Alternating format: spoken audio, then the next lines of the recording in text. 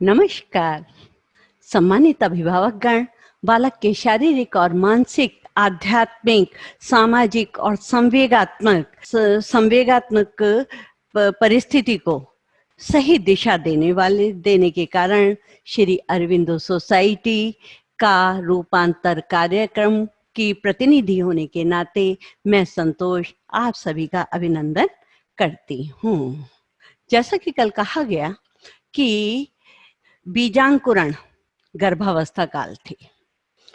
बीज के केवल मात्र अंकुरण जो इस तरह से पौधों में, वो शैशवावस्था थी। और बीज उसका विकास, जिसके लिए कल हमने बात की थी, बाल्यावस्था थी, जो विकास की ओर अग्रसर है, अपने फूल, अपने पत्तियों को, तनों को, शाखाओं को आगे बढ़ाने के लिए तत्पर हो रही है। उसके पश्चात समय आता है प्रफुल्लन का, एक वृक्ष के प्रफुल्लन का, और वही अवस्था है किशोरावस्था। और उसके बाद तो आपके फलीभूत होने का समय आ जाता है। तो ये जो किशोरावस्था है, ये प्रफुल्लन काल है, एक व्यक्ति के व्यक्तित्व का, एक व्यक्ति की अवस्थाओं में प्रफुल्लन का काल है। और ये दौर बहुत कठिन भी माना जाता है, क्योंकि इस दौर से गुजरना एक व्यक्ति के लिए काफी विषम परिस्थितियों वाला होता है। महात्मा गांधी ने भी इसी दौर में आकर सत्य को अपनाने की, सत्य का अनुसरण करने की शपथ ली थी, प्रतिज्ञा ली थी। तो अगर हम जाने तो ये भावी बालकों के भावी निर्माण का यही समय है, और इसीलिए ये अत्यधिक महत्वपूर्ण काल माना जाता है।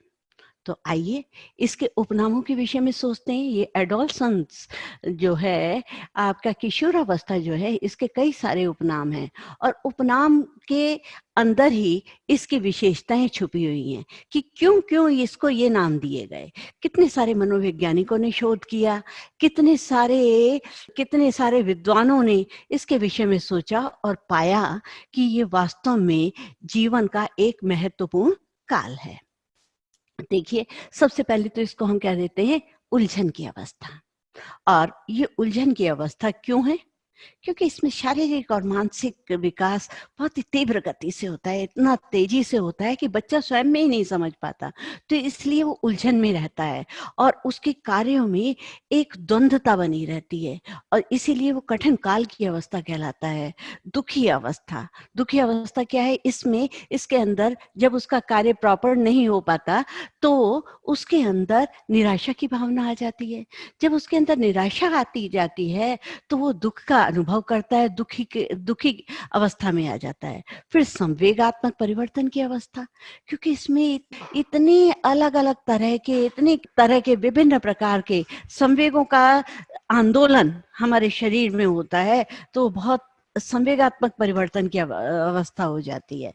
बहुत ही नाजुक अवस्था है, क्योंकि इसमें किस बात से, किस कारण से बच्चे का व्यक्तित्व मोड़ ले जाए, किस तरफ मुड़ जाए, पता नहीं कहाँ कोई अपराधी बना दे या कोई बहुत आगे ले जाए। तो इस समय की अवस्था को बहुत ही अधिक नाजुक अवस्था कहा जाता है।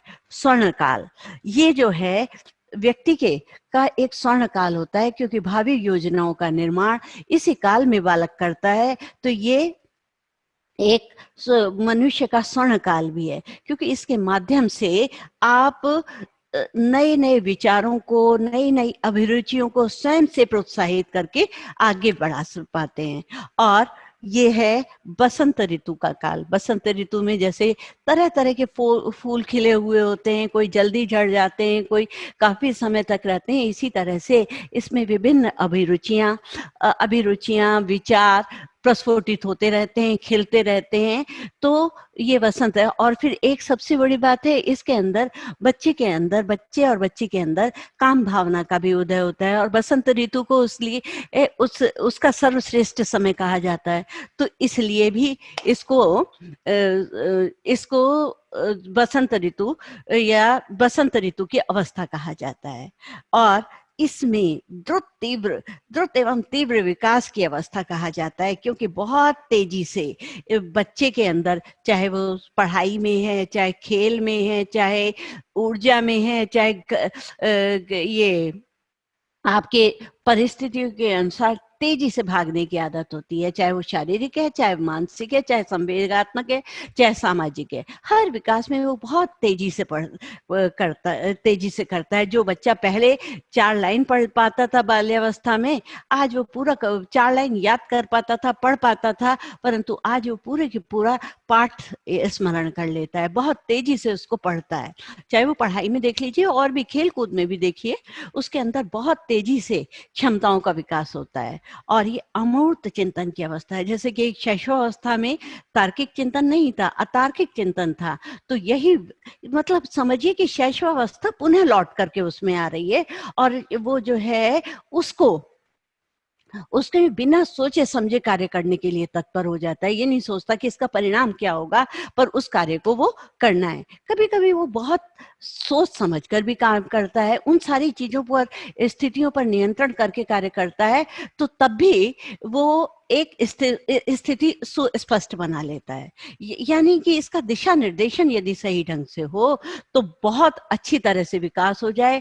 दिशा निर्देशन अगर सही ढंग से नहीं हुआ तो पीछे की तरफ बहुत बहुत ही असहाय स्थिति में या असामाजिक रूप में उसका निर्माण होगा।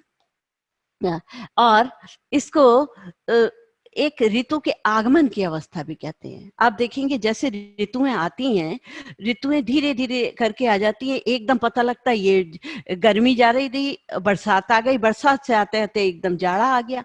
तो कैसे ऐसे ही जैसे बाल्यावस्था खत्म होते देर नहीं लगती कि एकदम किशोरावस्था आ जाती है और बच्चा हाथ पैर सा हो जाता है। सारे के सारे परिवर्तनों को देख करके वो परेशान, समझ नहीं पा रहा, एक उलझन में रह जाता है कि मैं क्या करूं क्या ना करूं, मुझे क्या करना चाहिए क्या नहीं करना चाहिए। अब तक तो वो हंसने खेलने की अवस्था उसकी शुरू हुई, पर किशोरावस्था के परिवर्तनों ने उसको क्या कर दिया, एक ऋतु के आगमन के कारण एक अजीब सी स्थिति में लाकर खड़ा कर दिया।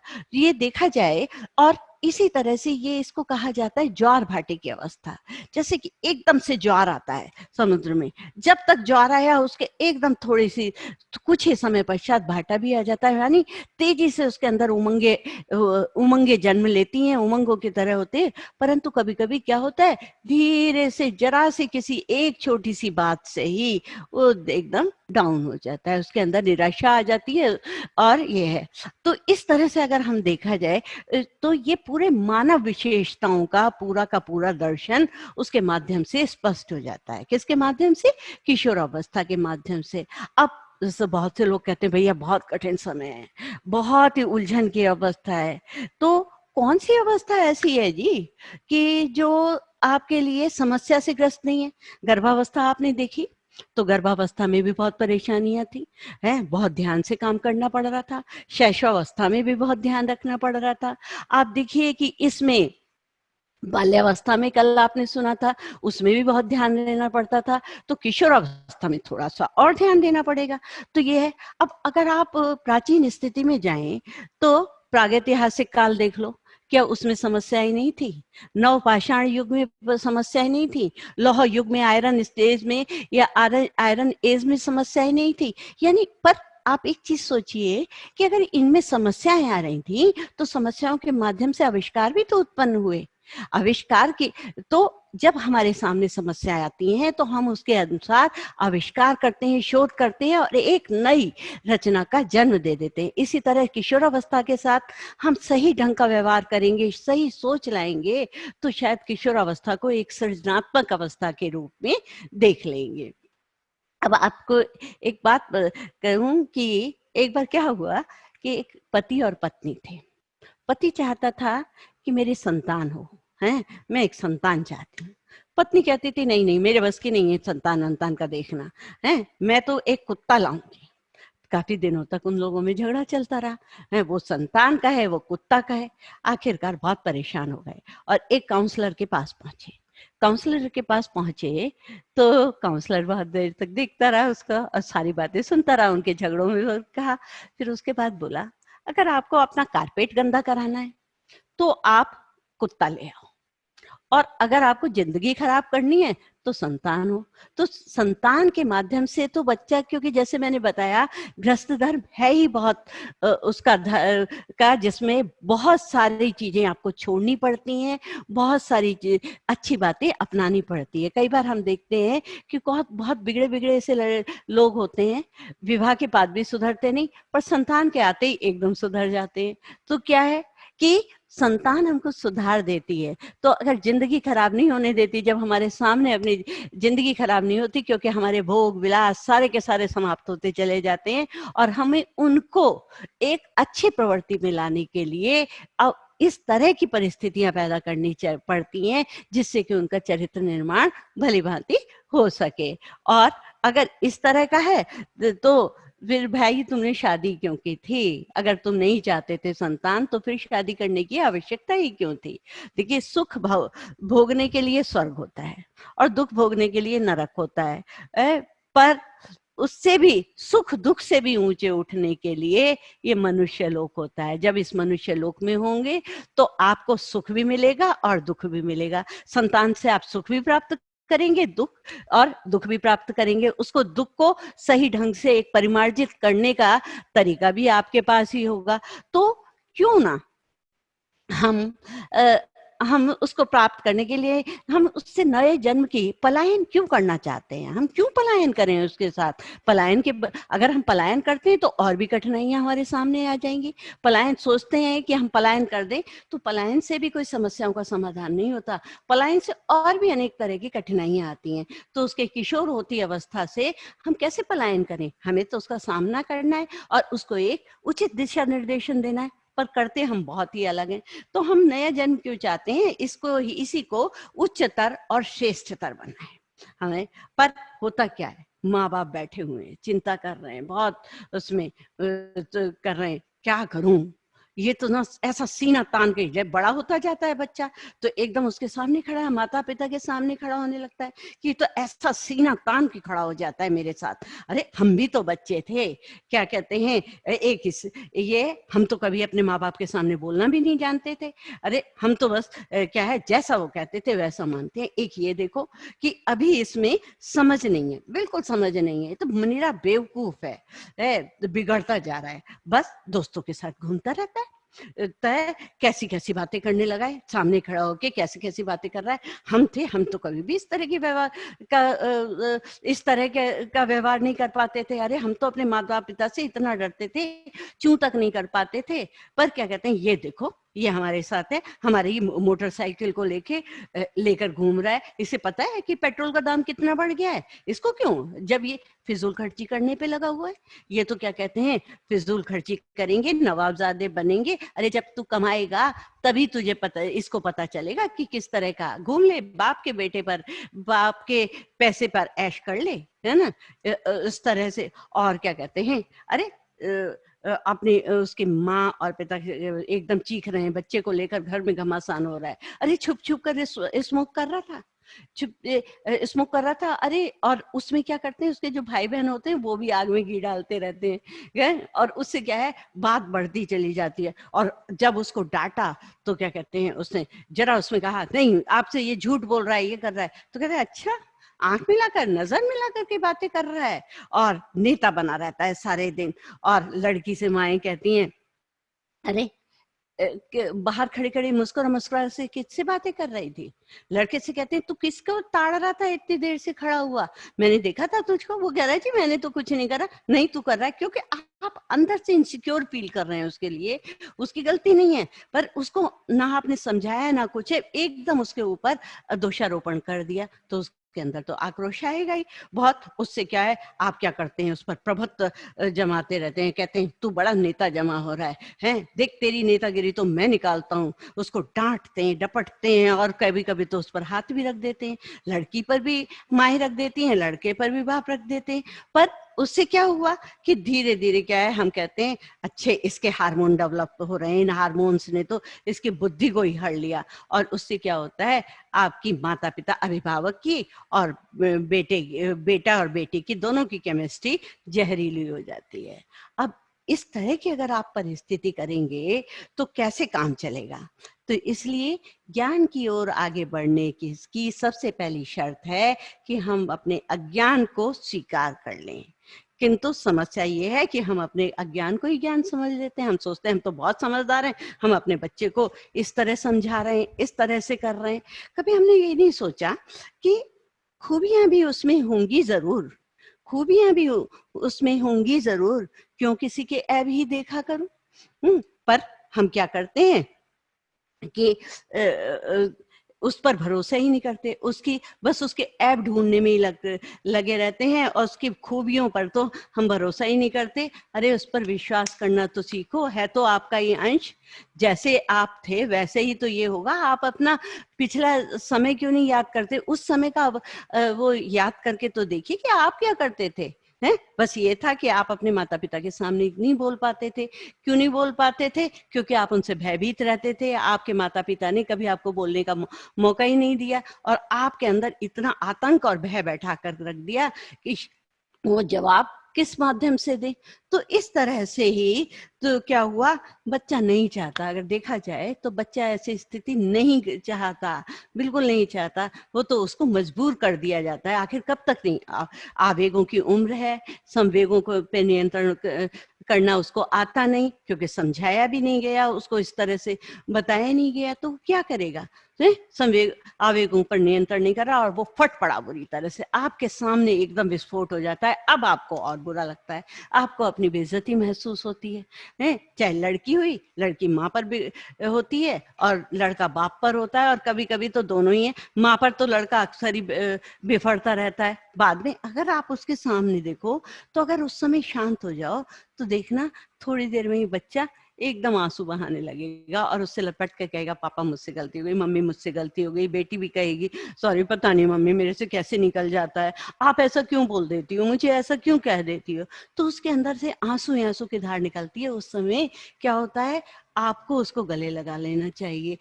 आपको कहना चाहिए कि नहीं बेटा, इस तरह से होता ही है। अब आप एक उसकी स्थिति सोचो कि कल तक तो वो एक बालक था, इतना प्यारा सा भोला सा बालक था। हैं, आप उसके सुंदरता पर, उस पर सुंदरता पर उस मोहित हो रही थी, उसके खेलने पर उसको देख देख कर खुश हो रही थी, कितना कितना उससे खेलता है। परंतु एकदम क्या हुआ, अचानक से उसमें परिवर्तन आने लगा, और बालक खुद में परेशान है, उसका बाल मन परेशान हो रहा है कि मेरे साथ क्या हो रहा है, कैसे हो रहा है। अचानक से उसमें परिवर्तन आने लगे। पहले तो और कुछ बच्चियों में तो समय से पहले ही परिवर्तन आने लगते हैं। वह एकदम से वो बाल्यावस्था उनकी कंप्लीट नहीं हो पाती, बचपना उनका जाता नहीं, एकदम से किशोरी और किशोर बन जाते हैं। अब ये जो किशोर है, इस स्थिति में किस ओर जाए, वो तो इतना परेशान है कि किस ओर जाए, उसको कहीं राह समझ में नहीं आती। माता पिता का दबाव सहन नहीं हो पा रहा, अपने आप में इतनी समझ है नहीं, अपने आप उसके आवेग संवेग इतने नियंत्रण कर रहे हैं, शारीरिक अवस्था उसे इतनी सारी परेशान कर रही है। तो उसके अंदर कितनी सारी परेशानियां हैं। देखो, शारीरिक कठिनाई उसके साथ आ रही है, मानसिक कठिनाई उसके साथ आ रही है, संवेगात्मक कठिनाई उसके साथ आ रही है, सामाजिक परेशानी उसके साथ आती जा रही है। तो अब आप सोचो, जो शारीरिक परेशानियों को ही लेते हैं उसके साथ है, तो उसमें हमें अब हमारे माता पिता को ध्यान रखना चाहिए, हमारे अभिभावकों को भी इस बात पर का ध्यान रखना चाहिए कि कल तक जो बच्चा, जो लड़का 138.2 सेंटीमीटर था, अब वो 161.8 सेंटीमीटर का हो गया। जो लड़की 139.2 सेंटीमीटर की थी, वो 151.6 सेंटीमीटर की हो गई। हृदय हृदय गति जिसकी 85 से 100 की स्पीड में पर मिनट धड़कती थी, वो अब उसकी 100 की दर में पर मिनट में पर मिनट में धड़कनें उसकी बढ़ गई। 100 धड़कन एक मिनट में होती चली गई। वेट, मस्तिष्क का भार उसका 1400 ग्राम हो गया। उसकी वेट जो लड़कियों की थी वो 43.2 हो गई, और लड़के का वेट जो है शारीरिक भार 47.3 हो गया। उसकी हड्डियां 206 हो गई। जो 350 थी वो 206 हो गई। उसके दांत 27 से 28 दांत उसके अंदर आ गए। उसके अंदर जो वो थी, एक प्रज्ञा दंत कहते हैं, जो कि 4 अक्कलदार जो निकलती हैं इधर उधर उसे, वो जो है जिसको प्रज्ञा दंत कहा जाता है, 2 या 4 उसकी निकल आई। शारीरिक परिवर्तन, और सबसे बड़ा परिवर्तन उसके अंदर हो गया कि जननांगों का विकास हो गया। उसके साथ साथ ही थायराइड ग्रंथि सक्रिय हो गई। उससे क्या हुआ, लड़का जो बड़ा प्यारा सा बोलता था, बहुत ही अच्छा सा बोलता था, उसकी आवाज भारी मोटी और कर्कश हो गई। और लड़कियों की आवाज कैसी हो गई, सुमधुर हो गई, सुमधुर हो गई, कोमल हो गई। अब ये तो रहे शारीरिक विकास।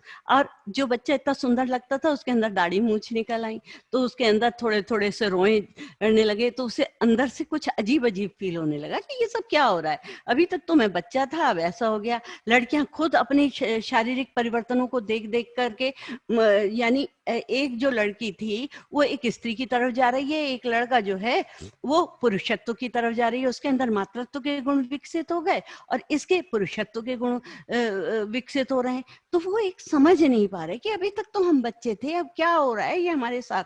तो अजीब सा उसके अंदर संकोच भी आता है, आक्रोश भी आता है। वो खुद ही ऐसी द्वंद्वात्मक स्थिति में है कि उसको संभलना और संभलना कठिन हो पा रहा है, उस आवेग को वो नियंत्रित नहीं कर पा रहा। अब अगर देखें मानसिक विकास की तरफ, तो मानसिक विकास तो वैसे मैंने आपको बताया था शैशवावस्था में ही करीबन 90% हो चुका था। पर उसका जो है कुछ लोग मानते हैं कि वो जो 10% रह जाता है 16 वर्ष की आयु में होता है। और वाटसन एक बहुत बड़े मनोवैज्ञानिक हुए, उन्होंने कहा जी नहीं, 18 वर्ष में पूर्ण मानसिक विकास होता है। और ये अवस्था कब से कब तक है, 12 या 13 वर्ष से लेकर 18 या 19 वर्ष तक की किशोर अवस्था मानी जाती है। तो इसमें इतनी तेजी से चेंजेस आते हैं। बच्चा क्या करता है, सार्थक चिंतन करने लगता है, चिंतन करने लगता है, वो सार्थक भी है, कोशिश तो वो यही करता है। अब वो सार्थक हो पाए या ना हो पाए, तो चिंतन की उसमें आदत पड़ जाती है, मनन करने की, उसके विषय में विश्लेषण करने की, सोच करने लगता है, विचारधारा होती है, कल्पना तरंगों में यानी दिवा स्वप्नों में वो जीने लगता है। उसको ये लगता है कि मैं भविष्य में पता नहीं क्या से क्या बन जाऊं। उसके अंदर भावी जीवन के सुनहरे सुनहरे स्वप्न आने लगते हैं और उसका शब्द भंडार अधिक बढ़ जाता है, स्मरण करने की क्षमता में बढ़ोतरी हो जाती है। मानसिक मानसिक मानसिक विशेष मानसिक घटनाओं में, मानसिक परेशानियों में वो घिरने लगता है। वो व्यवसाय के प्रति रुचि रखने लगता है। उसकी अभिरुचियों में शुरू में तो बहुत कम अभिरुचियां उसकी स्थायी होती हैं, परंतु कभी कभी उसकी धीरे धीरे जैसे जैसे बढ़ता जाता है उसकी अभिरुचियों में परिवर्तन आता चला जाता है।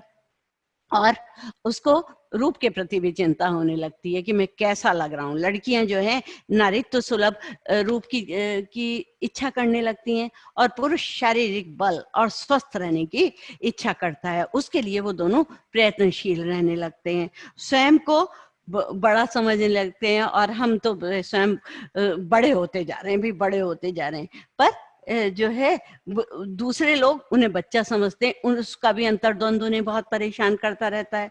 अचानक उसकी रुचि आदि मानव जाति में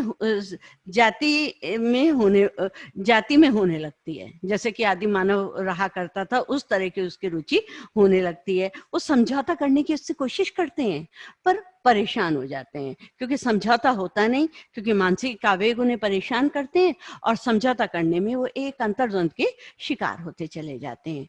अब आते हैं संवेगात्मक विकास पर। संवेगात्मक विकास में क्या है, आप अधिकतर देखेंगे जो ये बच्चे होते हैं उन्हें किसी की बात बर्दाश्त नहीं होती। कोई कुछ कह दे वो एकदम उग्र हो जाते हैं, कोई समझाने की कोशिश करे तो बहुत ही उग्र से होते हैं। जैसे बाल्यावस्था में था, बच्चा समझना भी चाहता था, सुनना भी चाहता था, परंतु यहाँ उसको बिल्कुल नहीं आता था। उसके अंदर ईगो आ जाती है, ईगो, अहम की भावना, मैं हूं। और उसकी ईगो पर जरा भी कोई हर्ट करता है, कोई करता है तो वो बेचैन हो जाता है, बहुत परेशान हो जाता है। कभी कभी ये ईगो क्रोध और ईर्ष्या के कारण भी होती है, ईर्ष्या द्वेष से।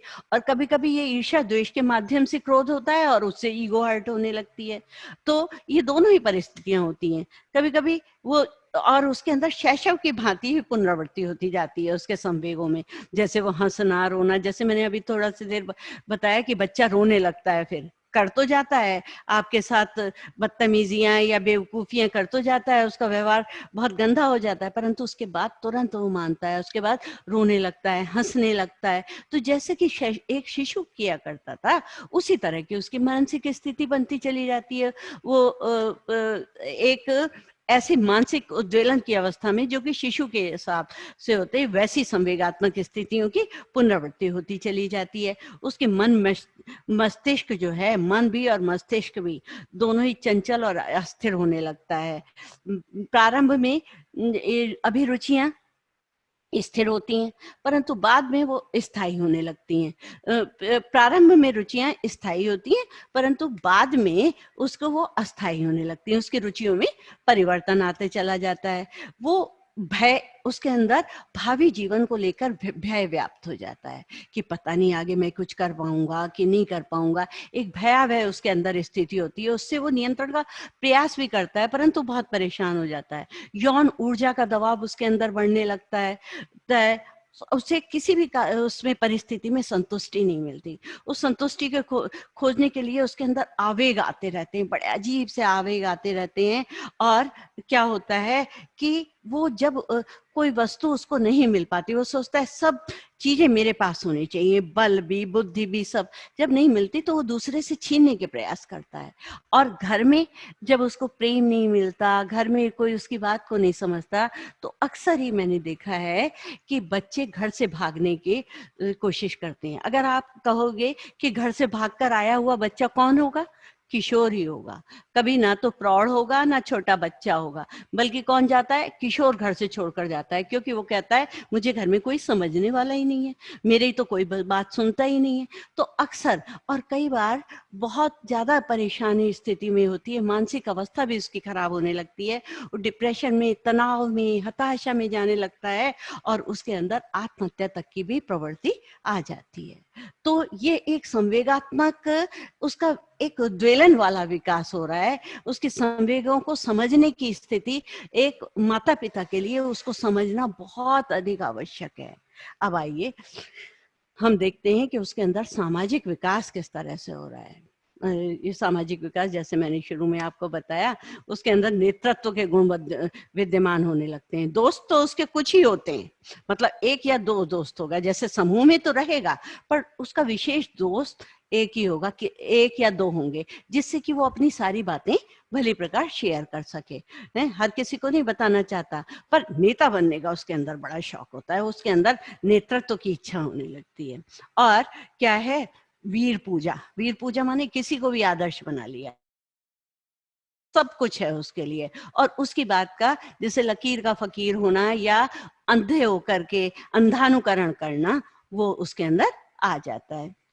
और दूसरी बात है, विषम लिंग के प्रति आकर्षण होता है। जैसे कि बाल्यावस्था में देखा, समलैंगिक था, लड़की लड़की से प्रेम करती थी, लड़का लड़के से प्रेम करता था। परंतु यहाँ पर जो आकर्षण हुआ, लड़के का लड़की के प्रति और लड़की का लड़के के प्रति। परंतु वो परेशान है, क्योंकि अमान्य व्यवहार, ये अमान्य है, कोई समाज उसको मान्यता नहीं देता, तो इसलिए उनके अंदर एक उद्वेलन होता है और परेशान होते हैं, क्योंकि सहज तो है नहीं। तो उसकी सब पढ़ाई लिखाई सब पर उसका प्रभाव पड़ने लगता है। वो जिसको पसंद करते हैं, जिसको के प्रति वो आकर्षित होते हैं, उसके के लिए ही सोच सोच कर काम करते हैं कि वो उसको अच्छा लगेगा, ये है। तो दोनों ही इस तरह के, तो विषम लिंगी आकर्षण जो है इसका प्रमुख केंद्र हो जाता है। और ये जो है कभी कभी भावी जीवन के प्रति उनके अंदर भय बना रहता है, कभी अध्यापक के साथ, माता पिता के साथ, और जो है दोस्तों के साथ उनके कभी वैचारिक मतभेद हो जाते हैं, तो वो उसमें परेशान हो जाते हैं, और उसकी में उनके अंदर एक आक्रोश, आवेग की सी भावना आती चली जाती है, जिसको कि वो ये चाहते हैं ये सब हट जाए और मैं इनको ऐसा कर दूं, वैसा कर दूं, और इस तरह अंतर्द्वंद की, तनाव की और हताशा की स्थिति में वो आने लगते हैं। और सबसे बड़े, और इसी सारी चीजों को जब उनके अंदर कहीं पर उनको संतुष्टि नहीं मिलती, तो उनके अंदर अपराधी प्रवृत्ति पैदा होने लगती है। बच्चा गलत गलत दोस्तों के साथ मिल जाता है, जो बिल्कुल ऐसे नहीं है। शुरू शुरू में तो बच्चा उधर जाता है तो उस दलदल में घुसने में परेशानी होती है कि हाय मैं गंदा हो जाऊंगा, ये करूंगा, नहीं नहीं मैं नहीं पीऊंगा। जब वो कहते हैं अबे यार एक कश लगा के तो पीएगा। शुरू में उसको परेशानी होती है, धीरे धीरे वो उसका अभ्यस्त होता चला जाता है, तो वो अपराधी प्रवृत्ति की तरफ भी होते हैं। अगर आप सारा विश्लेषण या सर्वेक्षण करके देखें तो जितने भी अपराधी गिरोह हैं उसमें पता चलेगा कि किशोरावस्था से ही उनके अंदर वो चीजों को पैदा कर दिया गया। तो अपना स्मोक करना, चोरी करना, डकैती करना, किसी के मर्डर करना, ये सब चीजें किशोरावस्था में, क्योंकि उत्तेजना की अवस्था है, वो विवेक से तो सोचता नहीं, अमूर्त रूप से उसका चिंतन है, वो कुछ भी है, बस उसको लगा ये चीज अच्छी हो रही है तो मैं ऐसा ही कर दूं। और कई बार और एक चीज और होती है, स्वयं को बहुत सुंदर और स्मार्ट दिखाने की कोशिश करते हैं कि लड़की चाहती है कि मैं तो कोई हीरोइन से कम नहीं हूँ, है ना। उसी तरह में अगर उनसे कह दिया जाए कि तो उस हीरोइन जैसी लग रही है, तो वो बहुत प्रसन्न होती है। उसी तरह की वेश विन्यास को कोशिश करेगी, अपनी मम्मी की चीजों को चुप चुप पहनने की कोशिश करेगी, चीजें लेना, पहनना, सजना धजना, उसके अंदर एक प्रमुखता आ जाती है। और उसी तरह जो बच्चा है वो अपने को बलशाली, स्वस्थ और स्मार्ट दिखाने की कोशिश करता है। उसे बहुत अच्छा लगता है कि कई विषम लिंगी या लड़का है तो लड़कियां उसको घेरे खड़ी हैं। कई बार कोई बच्चा सोचता है कि अरे जो है ये इसमें ऐसा क्या है जिसको लड़कियां घेरे रहती हैं, पर और मेरे को कोई नहीं है। एक बार एक बच्चा बहुत ही क्लोज था मेरे से, तो आके कहता है आंटी आंटी, वो क्लास में इसमें ही पढ़ता था शायद, टेंथ टेंथ या ट्वेल्थ ट्वेल्थ में पढ़ने वाला, टेंथ में पढ़ने वाला था। तो वो मेरे से कहा कि जरा आप भैया की मोटरसाइकिल दे दो। मैंने कहा क्यों, क्या करना है? तो बोले एक मेरे पापा मम्मी है, उन्होंने मुझे ये लूना दिला रखी है। अरे लूना पे भी कोई जाए है? और मेरे दोस्त हैं उनके पास मोटरसाइकिल है, सारे दिन लड़कियां उनको घेरे रहती हैं। ऐसे मेरे को तो कोई पसंद ही नहीं करती, जबकि देखो आंटी मैं कितना सुंदर हूँ, कितना कुछ हूँ, पर कोई मेरी तरफ देखती नहीं है। तो मेरे को बहुत हंसी आई, मैं उसकी बातों को सुन सुनकर हंसती रही कि देखो वो किस तरह की बातें कर रहा है। तो ये एक फीलिंग होती है, मैं भी समझ रही थी, ये किशोर अवस्था का एक एहसास था कि वो ये चाहता था कि मुझे कहीं ना कहीं से विपरीत लिंग की तरफ से या विषम लिंगी की तरफ से मेरे प्रति दूसरे के अंदर आकर्षण पैदा हो। और ये क्या होता है कि ईश्वर की सत्ता पर विश्वास करने लगता है। अचानक से जो बच्चा शुरू शुरू में एकदम जय जय, छोटे शैशवावस्था में जय जय करता है, थोड़ा बहुत बाल्यावस्था में कोई खास नहीं करता, इसके अंदर धीरे धीरे ईश्वर के प्रति एक आस्था की प्रवृत्ति आती चली जाती है। और जब वो आस्था की प्रवृत्ति आती है तो वो पूरी तरह धार्मिक होता चला जाता है। हाथ में डोरा भी बांधने लगेगा, तिलक भी लगाने लगेगा, कपड़े भी सबके सामने ये दिखा, मंदिर भी जाने लगेगा, मस्जिद भी जाने लगेगा, गुरुद्वारा भी जाने लगेगा, चर्च भी जाने लगेगा, क्योंकि वो किशोर अवस्था में प्रवेश कर रहा है और वो सोच रहा है कि मैं जो हूँ शायद इसके माध्यम से ही आगे बढ़ सकता हूँ। और उसके अंदर क्या होता है, एक और आती है स्वतंत्रता की भावना। वो चाहता है कि आजाद रहूं मैं, मेरी बातों को माना जाए, मुझे अच्छी तरह से समझा जाए, मेरे विचारों को कोई दमन ना करे, मेरी कार्यों को सब लोग सराहें, मैं पर क्या कहते हैं दमन ना करे। तो वो आजाद रहना चाहता है, परंतु उस स्वतंत्रता के माध्यम से वो एक कई बार बहुत बड़े बड़े काम कर जाता है।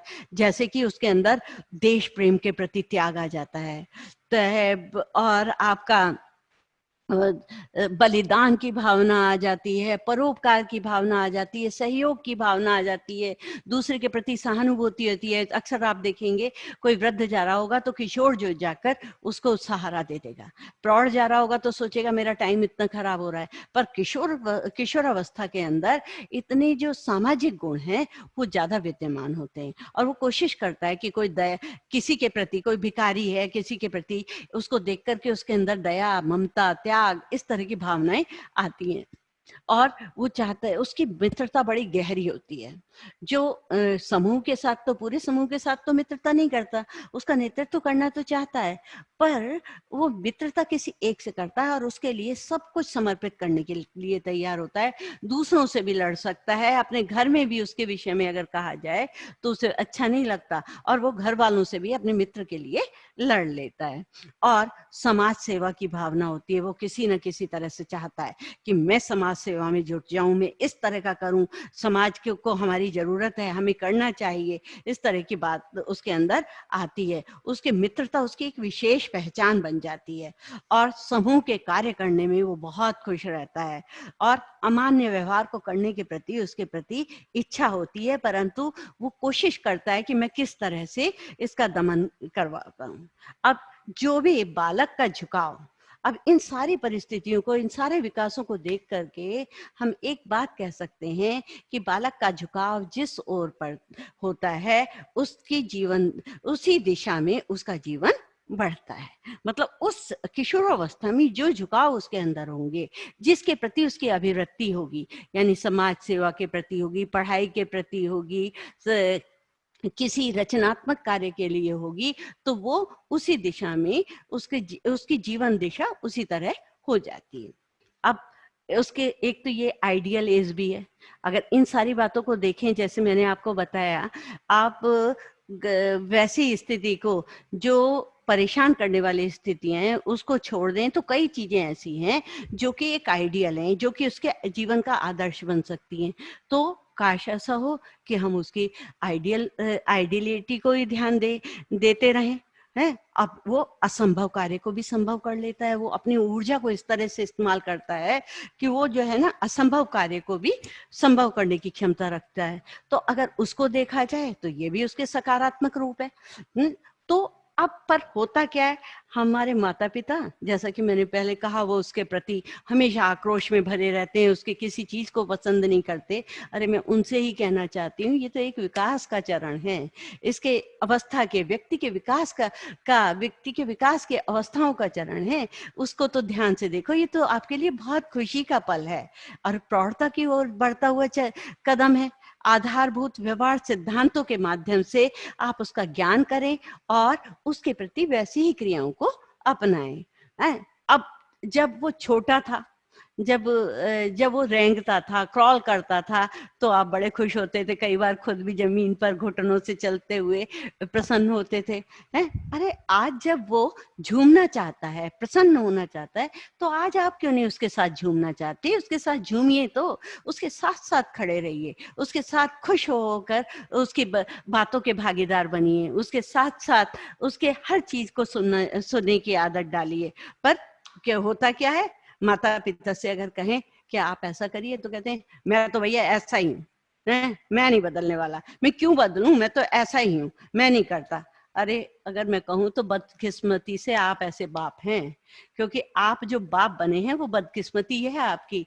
आपको इस बच्चे को इस तरह के माता पिता की जरा भी आवश्यकता नहीं है। हमेशा ध्यान रखिए कि आप जो हैं ऐसे माता पिता बिल्कुल ना बने जो कि बच्चे की मानसिकता को बढ़ावा ना देकर अच्छी मानसिकता को बढ़ावा नहीं दे पा रहे। अरे आप भी तो आप सोचो कि आपके माता पिता भी तो अंदर से परेशान होंगे। वो हो सकता है कि आज आप कहते हो कि नहीं नहीं, मेरे माता पिता को मैंने तो परेशान नहीं किया, पर उस समय की स्थिति में आप अपने माता पिता के विषय में तो सोच कर देखिए। तो वे ऐसे, अब क्या है, अब वहां दूर से बैठे जब आप ऐसा आचरण कर रहे हैं अपने बच्चे के साथ, खूब परेशान खींच रहे हैं, चिल्ला रहे हैं, तो दादा दादी दूर बैठे हुए देख रहे हैं। वो चाहते हैं उनके, पर आप तो उनकी बातें सुनने को तैयार नहीं, क्योंकि आपकी जो मिडिल जनरेशन है वो तो कंफ्यूज रहती है। दादा दादी को उसको देना भी नहीं चाहती, क्योंकि दादा दादी को अगर वो देना भी नहीं चाहती, क्योंकि संतान तो वो आपकी है। आप कहेंगे ये तो मेरी जिम्मेदारी है, मैं क्यों दे दूं, हैं? पर उसको क्या कहते हैं, उस संतान के साथ आपका व्यवहार कैसा है, वो तो बिल्कुल नहीं। आप तो चाहते हैं कि आप तो खुद ही बूढ़े बन रहे हैं उसके साथ, उसके बारे में सोचते हुए, तनाव में जीते हुए बूढ़े बन करके आप क्या कहते हैं, उससे छुटकारा चाहते हैं किसी तरह से। भैया ये तो तू जा, हैं? ऐसे करके कई बार माता पिता इतना गंदा शब्द बोल देते हैं कि तू मुझे क्यों परेशान कर रहा है, इससे तो तू होता ही नहीं, तो ही बहुत अच्छा। तो आपने क्या किया, एक बूढ़ापन ही दिखा दिया। आपने कहाँ उसके साथ जवानी की बात करवाए, आपने कहाँ उसके अंदर उमंगे पैदा की, बल्कि आप तो क्या कह रहे हैं, तू जा यहाँ से। तो क्या होता है कि ये मैं आपको इसमें इस नकारात्मकता को खत्म करिए, और जिंदगी ज्वार है, हट की तो डूब जाओगे। ये जो जिंदगी है ज्वार है, हट की तो उसमें डूब जाओगे। धार को देखकर पतवार चलाना सीखो। तो हमेशा ध्यान देखो कि धार को देख करके ही उसी तरफ से पतवार को चलाओ, जिससे कि उस हिसाब से आप किनारे पर पहुंच जाओ। तो अब सबसे बड़ी बात यह है कि आप उसके साथ साथ आगे बढ़ें, उसके साथ चलते हुए सड़कें नापें, उसके साथ साथ घूमें फिरें, और उसके साथ साथ बातचीत करते रहें। खुद उसको समझें और अपने को समझाएं। अपने आप उसके साथ बात करें, देख तेरी उम्र में मैं ऐसा था, मेरे साथ ऐसे ऐसे बेवकूफियां हुई, और फिर मैंने उसको इस तरह से सुधारा है। और इस तरह की अगर बात करेंगे तो क्या है, बच्चे आपके अंदर विश्वास करना शुरू कर देगा। नहीं तो क्या होगा। अच्छा, और एक चीज है कि उसको घर के उत्तरदायित्व तो सौंपें। किसी कभी कहिए कि अच्छा तुझे जो लगता है ना, बच्चा बहुत कहता है, अरे जो मैंने एक बार आपको भी बताया था कि बच्चा भविष्य को खींच कर लाता है, और माता पिता वर्तमान को देखते हैं, और बड़े बूढ़े भूतकाल को देखते हैं। तो आप जब वो भविष्य की तरफ आपको ले जा रहा है, तो आप उसको वर्तमान में ले आइए और उससे कहिए, ठीक है अगर तुझे ऐसा लगता है ना, तो 1 महीने का घर का खर्च तू ही चला के देख। और आपने उसको दे दिए, पर थोड़ा सा ध्यान रखिएगा इस व्यवहारिकता में कि थोड़े से पैसे आप अपने भी रख लीजिए।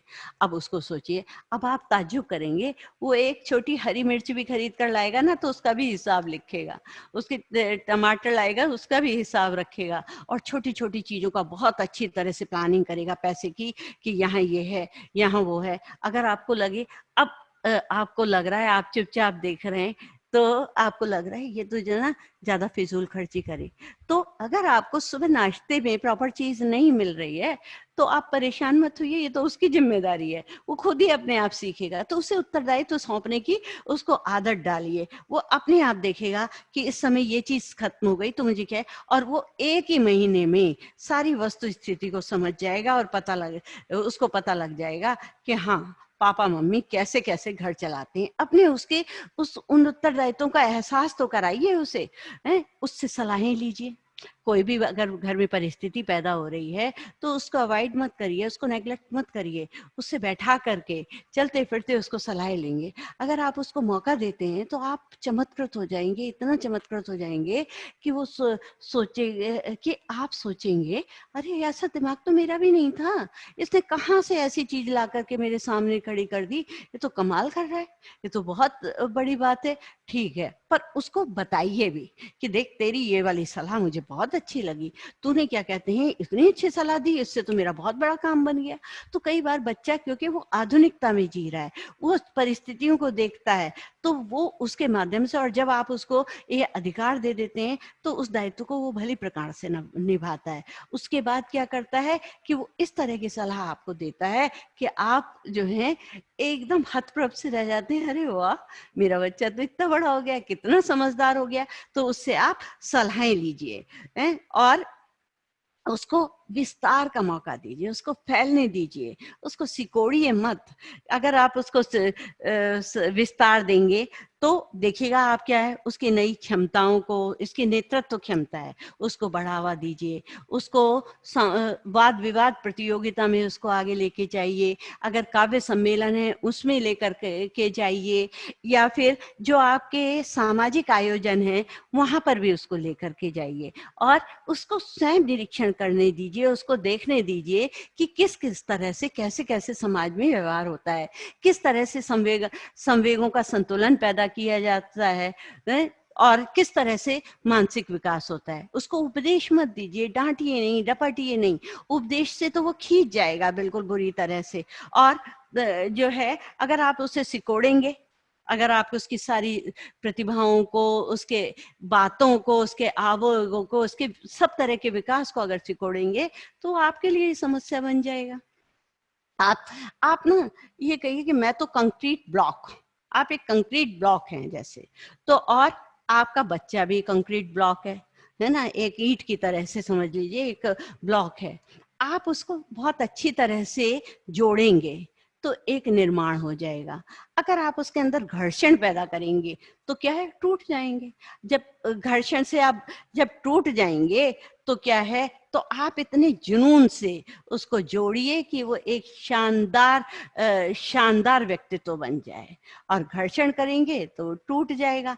तो फिर उसके बाद क्या होगा, वो सड़कों पर जाकर के सलाह लेंगे, क्योंकि घनिष्ठ और व्यक्तिगत मित्रता उत्तर किशोरावस्था की विशेषता है। उत्तर किशोरावस्था यानी कि 15 साल से 18 साल तक वाली। तो जो उत्तर बाद के किशोरावस्था की घनिष्ठ मित्रता, अभिभावक में और संतान में एक ऐसी मित्रता, ऐसा जुड़ाव होना चाहिए कि एक मित्रवत जुड़ाव होना चाहिए। और आपका जूता उसके पैर में आने लगा तो ये तो बहुत बड़ी बात है, फिर तो दोस्त बनाने की आपको आवश्यकता ही है।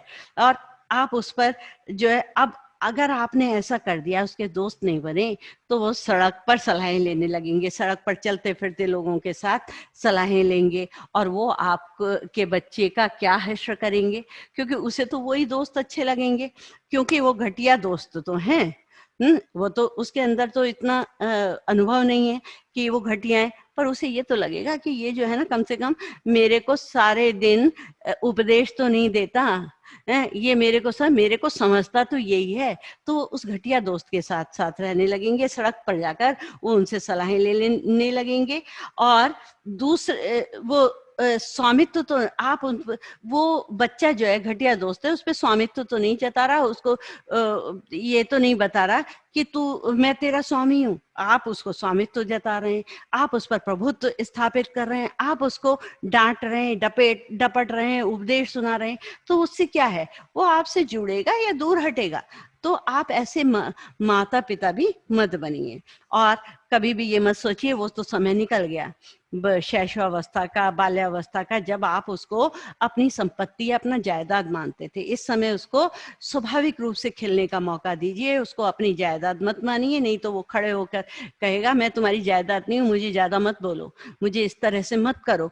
तो क्या है, उन क्षणों का उसको जो है, उस पर जो है उसको खिलने दीजिए, उसके पंखों में उड़ान दीजिए, आप उसके पंख को उड़ान दीजिए, जिससे कि वो खुले आकाश में विचरण कर सके और अपनी सहज योग्यताओं का विकास कर सके। अब बच्चा के आपसे खड़े होकर उन क्षणों का आप आनंद लेना सीखो। जिस समय बच्चा आपके साथ खड़ा हुआ है, एक मुस्कुराहट से दूसरी मुस्कुराहट को पैदा करने की इच्छा करो, और उसे इंसान की तरह से अपने में शामिल करो, ना कि संपत्ति की तरह से। इस तरह से आप है कि बच्चा आपसे जाकर कहे मैं तुम्हारी संपत्ति नहीं हूँ, आप मेरे मालिक नहीं हो, क्यों बोलते हो मेरे बीच में। तो ये स्थिति आप मत लाने दें। आप उसके मालिक की तरह नहीं, एक मालिक की तरह से उसका संरक्षण करिए, उसको एक स्वाभाविक वो उसकी काट छांट करे, जिससे वो सुंदरता में जो उसको पता भी ना लगे, उसको आभास भी ना हो, उस तरह का आप उसके साथ उसको परिस्थितियां निर्मित कीजिए कि उसको एहसास भी ना हो और आपने उसकी परिस्थितियां निर्मित कर दी। अब क्या है, जो एक गाना मेरे एकदम दिमाग में आ रहा है, रुक जाना नहीं तू कहीं हार के, कांटों से मिलके चलेंगे चलेंगे राहें, क्या है, कुछ ऐसे है, कांटों से मिलके चलेंगे साए बहार के। तो अगर आप इसमें रुक गए, उसकी गतिशीलता के लिए रुक गए, तो क्या होगा कि वो बच्चा जो है, बच्चा भी स्थिर हो जाएगा। आप उसके साथ साथ आगे बढ़िए, और उसके ये कांटों के अंदर से ही वो बहार के साए निकलते चले जाएंगे। आप हमेशा ध्यान रखिए कि उसके महत्व को, अगर हम चीजों को उस तरह नहीं देखते कि जैसी वे हैं, हमारे साथ एक बहुत बड़ी कमी है कि हम चीजों को उस तरह नहीं देखते जिस तरह की वे हैं, बल्कि हम उन्हें इस तरह से देखते हैं जैसे हम हैं। अपना प्रतिबिंब, अपनी व्यवहार को उसके अंदर मत झांकिए, उसका व्यवहार एक अलग है, उसको उस तरह से देखिए कि वो कहाँ गलत कहाँ सही है, वो किस तरह से कर रहा है। तो और वो चाहता है, तो अब अगर आप इस तरह से करेंगे तो निराशा उसके अंदर आ जाएगी। अगर आप उसको उस तरह से देखने लगेंगे, अपने ढंग से देखने लगेंगे, अपने व्यक्तित्व के अनुसार उसको देखने लगेंगे, तो क्या होगा कि उसके अंदर निराशा आ जाएगी, और निराशा से उसके अंदर मानसिक रोग जन्म ले लेंगे। मानसिक रोग जन्म ले लेंगे तो उसके अंदर मृत्यु दर भी बढ़ सकती है। इस तरह के किशोरों में जो मृत्यु दर, तो उसको भी, मृत्यु दर को भी कम करने का, किसी के अंदर मानसिक रोगों को कम करने का आपके पास ही सबसे बड़ा इलाज है। प्रारंभ ही ना होने दें उसको, शुरू से ही उसके किशोर अवस्था ही उसका सूक्ष्म विश्लेषण करें, सूक्ष्म निरीक्षण करें, तो ऐसा ही होगा। देखिए, तजुर्बा उसी को सिखाता है जो उसे सीखना चाहता है। आप उस तजुर्बे को अनुभव करें, आप उनके सबसे अच्छे दोस्त बने। आपको उन्हें कमाना होता है, और कमाएंगे कैसे? अपने व्यवहार के कारण। उनको अपनी तरफ आप कैसे करेंगे? अपने व्यवहार के कारण, अपने बर्ताव के कारण। उसके विचारों को पनपने दें, प्रफुल्लन होने दें, विकास होने दें। वो अपने पैरों पर, वो अगर खड़ा होना चाह रहा है तो उसे खड़ा होने दें। जब उसको आपके सुझाव की जरूरत हो तभी दें, उस पर थोपे नहीं, और उसके मार्ग को अवरुद्ध ना करें। सहानुभूति और प्रभुत्व की उसे आवश्यकता नहीं है कि आप उसको करें, अरे अरे मेरा बच्चा तो वो हो रहा है, अरे छोटे बच्चों की तरह से उससे प्यार करने की कोशिश करें। उसे सहानुभूति की भी इस अवस्था में आवश्यकता नहीं है, ना आपके प्रभुत्व की आवश्यकता है। उसको आवश्यकता है तो केवल आपके सहयोग की। आप उसका ध्यान रखिए। देखिए, 11-12 वर्ष की आयु में बालक की नसों में ज्वार आता है ना, एक तेज वेग आता है, और जब ज्वार उठना शुरू हो जाता है, इसी को किशोर अवस्था कहते हैं।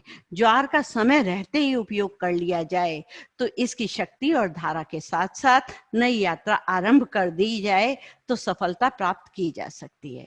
देखिए, अपनों का साथ बहुत आवश्यक है। सुख हो तो बढ़ जाता है अपनों के साथ, दुख हो तो घट जाता है। इसलिए इस किशोरावस्था को कठिन काल न मानकर सहज काल, सहज गति देते हुए आप आगे बढ़ें। अब मेरा सेशन समाप्त होता है, और तो आप का हार्दिक अभिनंदन आपका हमसे जुड़े रहने के लिए। आप जो लाइक करते हैं, शेयर करते हैं, कमेंट बॉक्स डालते हैं और हमारे सेशंस को देखते रहते हैं, उसका हम हार्दिक रूप से आभार व्यक्त करते हैं। धन्यवाद।